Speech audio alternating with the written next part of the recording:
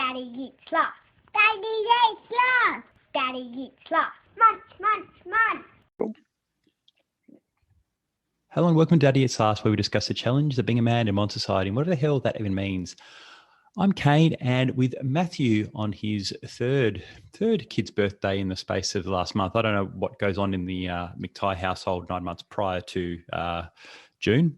I don't know what time of year that is, September. I don't know what goes on there, but yeah, good times for them. He's making birthday cakes. This is Ryan myself. How are you, mate? Yeah, good. I'm wondering if it's Maddie's birthday around September. Because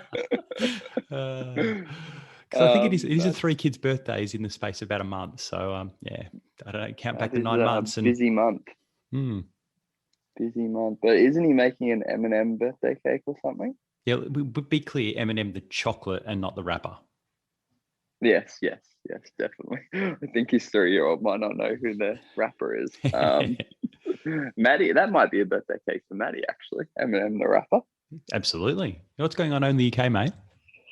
Yeah, so the UK's interesting. So I had talking about challenges of the modern man. I guess it's still navigating. What are we, almost 2 years on, and all things COVID.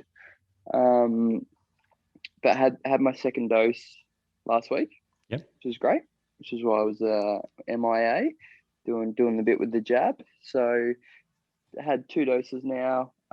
Side effects of the second one were literally none, which was great because I had a few on the first one.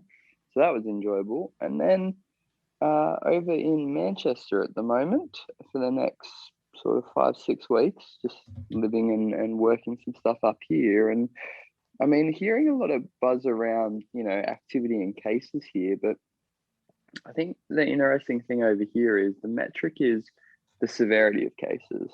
So, what's the pressure on the hospitals?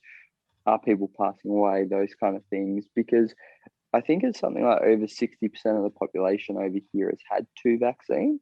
And we're sort of just charging towards getting over 70%. And then it's a real feel of, we need to live with this now. Like, we were just talking before we jumped on here. It's phone, keys, wallet, and mask before you leave the house, where you just do a quick check of, do I have them all? But relatively, it's, apart from needing to wear masks whenever we go indoors and, can't exactly fly to Spain right now. But apart from that, it's not too bad. It's pretty livable comparative to, say, 3 months ago when we were in a hard lockdown. Yeah, you are on the UK is going through an upward swing in cases at the moment. But like you say, the hospitalisation and the death rates obviously significantly less now, with the percentage of the population who've received both vaccinations at the moment, where Australia's still only at 5% of the population who've actually received both doses. I'm one. I actually received my second dose of the Pfizer earlier this week. So I'm fully vaccinated, and I'll be, it kicks in a fortnight. So roughly in the first week of July, I'll be, I guess, totally protected. You can still get it. You're unlikely to get really sick from it, and you're unlikely to transmit it, but you can still get it. But I'll be as protected as I can be. So it's a nice feeling. I think it is a nice feeling, having had 2. And I think that's the challenge, maybe the differences of all these countries and states and everything doing a little bit different, which, to be honest, massively challenging to keep up with. And just like the mental taxation and time. I think I read somewhere like, in Oz during Melbourne's lockdown, Kids Helpline increased calls by 176% with that lockdown. And it's really disappointing and challenging to hear that, because I suppose being over here, it's a completely different situation. It's like, the cases can go up.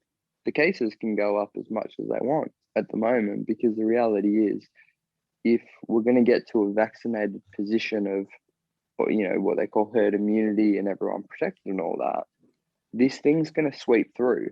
There's no getting around that.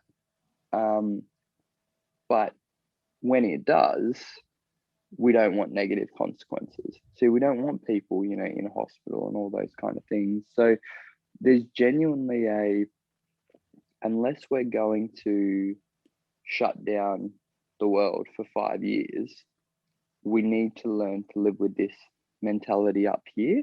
And the way that they've done the vaccines is genuinely like you're doing your national service ultimately.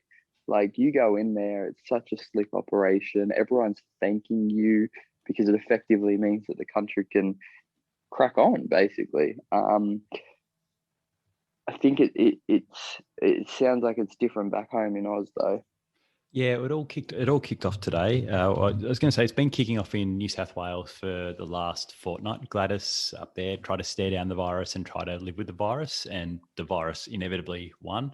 Some of the hyperbole which comes out from the different premiers, and Labor, Liberal, they've all been guilty of being hopeless. The Prime Minister, despite New South Wales going into a lockdown yesterday, Queensland and WA and the Northern Territory all having issues today with COVID. Scott Morrison is absent. He hasn't commented on anything today, and we're at 8 p.m. on Sunday night after the last sort of 24 hours of a lot of COVID things happening. So it's kind of poor leadership in politics. The virus has become political, which is it's kind of depressing, to be honest. And then Dan Andrews comes back tomorrow and he can probably get stuffed as well. Like he did a really good job getting us out of the stuff, but also didn't take responsibility for getting Victoria into the mess in the first place. Albeit 12 months ago, Victoria was in the exact same situation that New South Wales is in now. We didn't know as much about it, but take responsibility for it. So I don't know. I think that political aspect is balls. Yeah, it's disappointing that it's really turned into a political thing.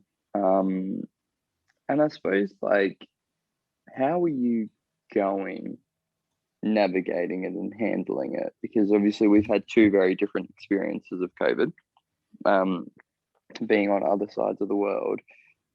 But the end summation of the whole thing is it's pretty shit. How do you go handling it and not just going into a depressive spiral, basically, when you hear all this news? I think it's just you kind of just roll with the punches. I've always thought I've been fairly resilient, and the next day is another day, the next day is another day, the next day is another day, and all of a sudden you've got through 117 days of lockdown. So I know I don't find it that depressing, but I'm not a massive social butterfly either. So it's not like I'm not like an introvert who loves being home and like, oh my God, being home with my family is the best thing ever.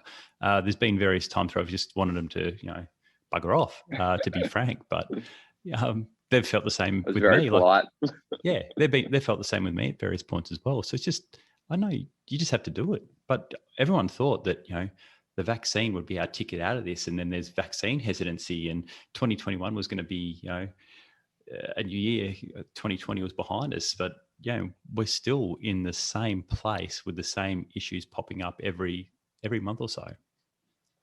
Yeah, I feel over here the vaccine has almost become the ticket out, and is actually. I mean, the numbers speak for themselves. That when you look at the severity of cases based on the vaccine, which is great, but it's a real challenge. I mean, I find that I avoid listening to the news because ultimately you're going to find out about it from somebody, because somebody's going to tell you anyway. And just to try and what's that thing? Effectively, just go into that circle of control. So what are the things that I can control, like you said, day after day after day, and then the next thing you clock over 100 days of lockdown, and in that time, like what can you, because anything beyond that, like you just get frustrated and disappointed with the variety of poor leadership or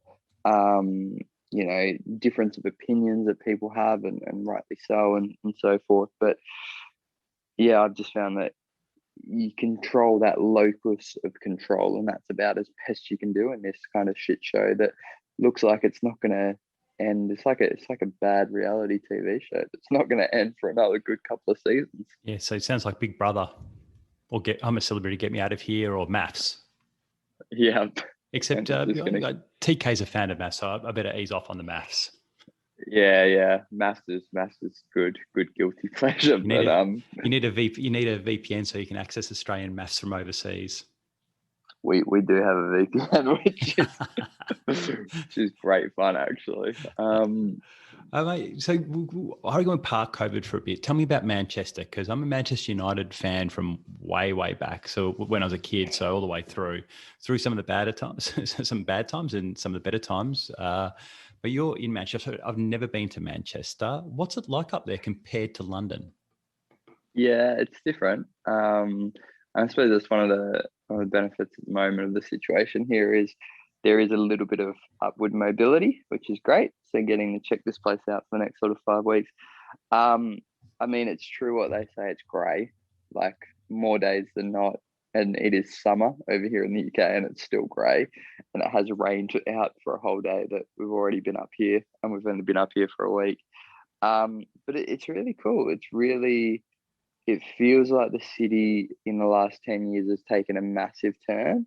Before then, it was very, dare I say, would be very rough. And you can see aspects of that. Like it's very brick built, it's very industrial, has a real working class feel to it.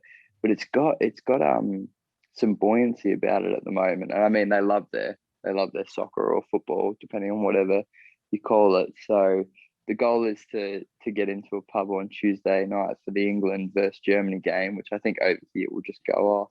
But it's got some beautiful canals. It's got, a lot of companies are actually moving north. So they're moving from London to here. And we went on a walking tour yesterday, and it's like 10 times the national average of infrastructure and housing investment, because there's a heap of people moving up here, and because London's insanely expensive. So I'm loving it at the moment. The other big thing is obviously the accents are very different, and the people here are super friendly. Like they will just have a yarn with you, and it's got like that bit of a, I don't know whether it's the north of England or whether it's just that country town kind of feel, which is very different to London. Now, TK likes her music. I know TK likes her music. I say probably more musically inclined along the music I like, as opposed to maybe some of your music choices. My great music taste. Yep. Your wonderful music taste. Where everyone has different tastes, and it's fine.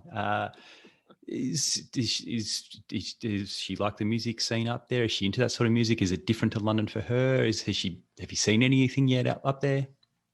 Yeah, I haven't seen anything up. Still waiting on one more phase of the restrictions to lift. I guess, is she excited about the music up there, or is she excited about the music in London? No, excited about it up here. It does have an awesome music scene, and it's part of the walking tour yesterday. We were hearing about like the birth of a lot of music activities, especially through the 80s, 90s, that really came from Manchester. Went past the factory. Jumped on it. It's a factory. Yep. Yeah. Went past the factory. Good times. And yeah, the city's really jumped on it, and like it's got the longest consecutive Pride celebrations awesome. up here. They have a full, there's a gay village. It's very progressive, it's very liberal, it's very friendly there. So I mean, week one, I would say highly recommend. If you get the chance to get up here for a Manchester United game, I don't think you'd be disappointed.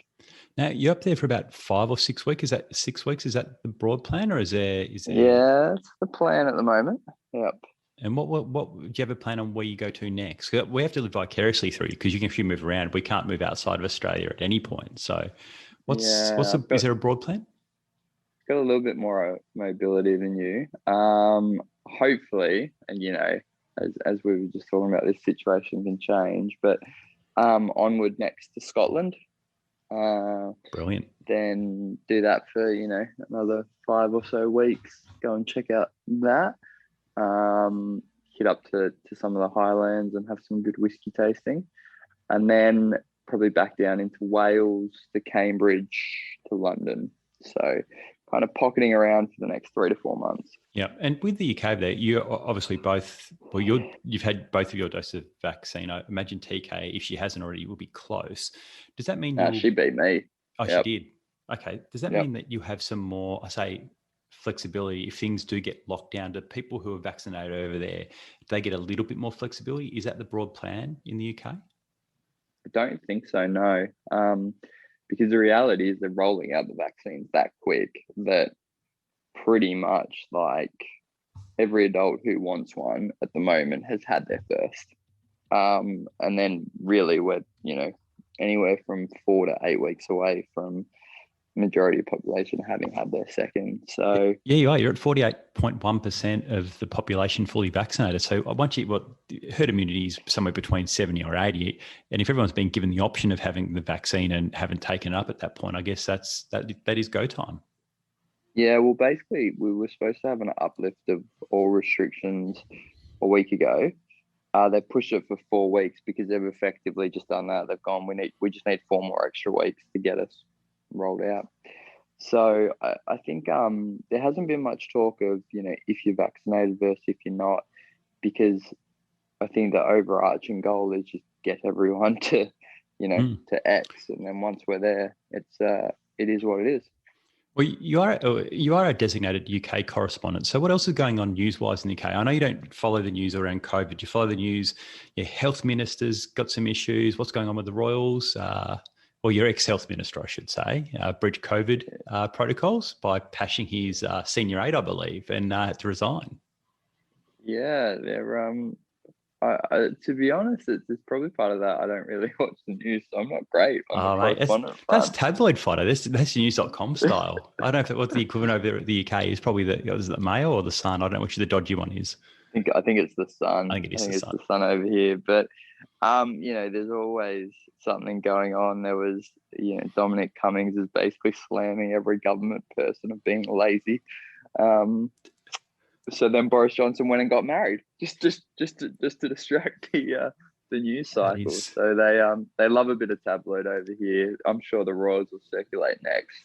That's Trump 101, distract. ScoMo 101, distract. Oh, what's going over there? I'm just going to build a cubby.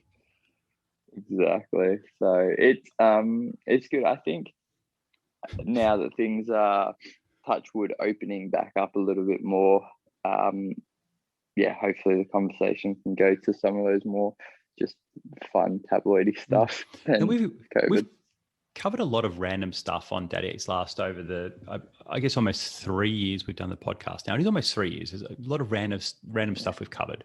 This might be up there with one of the most random things we've probably covered and asked. I think it's the Sun. I can't really remember when I was over in the UK a long, long time ago. Do they still have on page 3 of the Sun like topless women?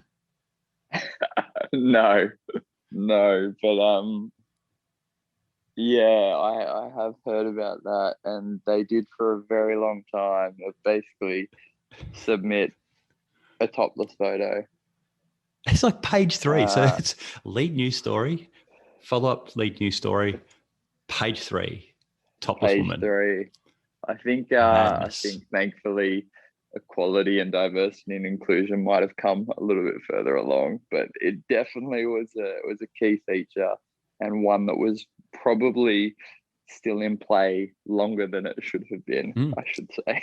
Absolutely. Oh, I told you that's probably one of the most random things we'll cover on Daddy Eats Last in the almost 3 years we've done the podcast, and probably was. Indeed.